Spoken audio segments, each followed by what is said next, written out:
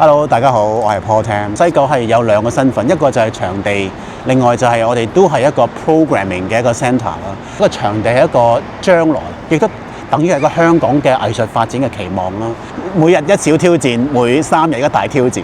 其實做我哋文化藝術，不嬲都係喺個社會裏邊最弱勢嘅一群嚟嘅。弱勢係我哋冇錢啦 ，exposure 細啦。如果我哋真要保護自己香港或者推廣自己香港嘅本土藝術文化，一定要就係將我哋自己本土藝術文化做得更加好。我覺得香港將來未來嘅藝術行政人員要更加唔怕死，更加要勇敢向前，因為嚟緊嘅路好難行。大家見到個地緣政治啊、經濟啊好多不明朗嘅因素，咁做我哋文化藝術係幾被動嘅喺呢方面，因為資源啊成係非常之被動。